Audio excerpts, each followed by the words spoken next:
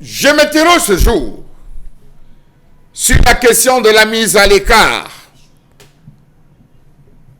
bien, de la non-application ou de la non-implication des écoles polytechniques dans la réalisation de projets nationaux. Je m'interroge ce jour sur la question de la mise à l'écart des étudiants des écoles polytechniques dans les projets nationaux dans ce pays, sur la non-implication des promotions, différentes promotions spécialisées des écoles polytechniques dans la concrétisation des écoles, dans la concrétisation des projets nationaux dans ce pays. Le Cameroun compte 4 écoles nationales supérieures polytechniques. Des écoles qui ne servent à rien, puisqu'on n'en ressent véritablement pas l'impact considérable dans les divers secteurs de ce pays. On a l'école nationale supérieure polytechnique de Douala, l'école nationale supérieure polytechnique de Yaoundé, de Maroua, de Bamenda. Ça nous sert à quoi?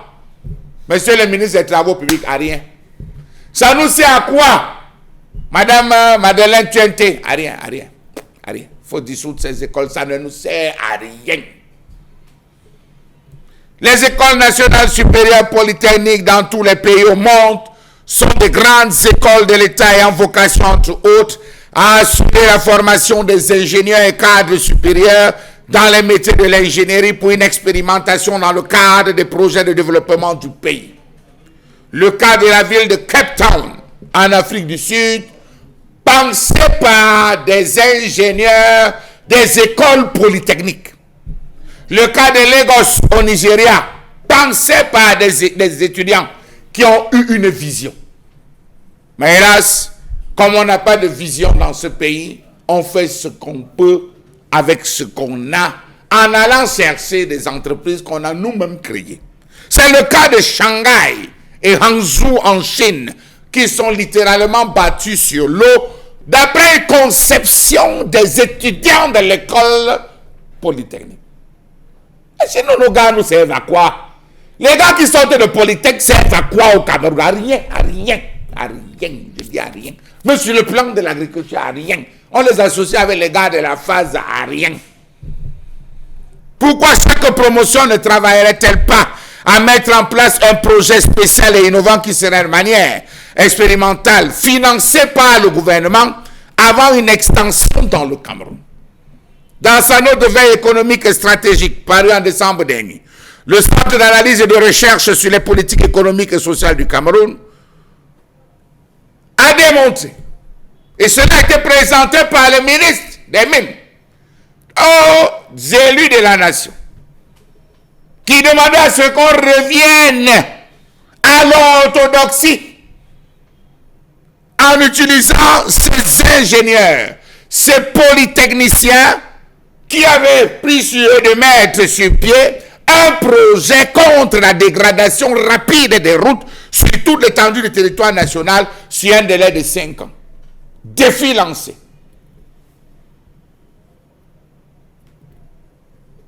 On a préféré aller prendre une entreprise qui venait d'Australie, ou c'est Australie, ou c'est Autriche, pour venir faire une étude d'expérimentation sur une nouvelle qualité de bitume qui allait résister. Shame. Shame.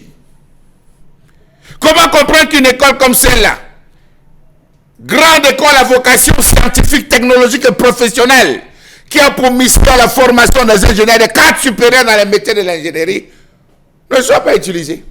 Promotion de la recherche dans des domaines de formation, l'appui au développement sous forme de prestation de services, soit absente du processus de développement du Cameroun. Franchement, et le président vient nous demander de faire quoi? Mais vraiment, on a besoin d'être utilisé. Donnez la possibilité à ces différentes promotions, filière par filière. Mettez l'argent que vous dépensez à remettre dans vos poches. Parce que c'est toujours vous qui allez créer les entreprises Jean, Ching et Frères. C'est vous. C'est vous qui allez créer les mêmes entreprises Bobda et Fils. C'est vous qui gagnez les marchés. C'est vous qui allez chercher les Chinois comme si c'était l'entreprise pour venir travailler.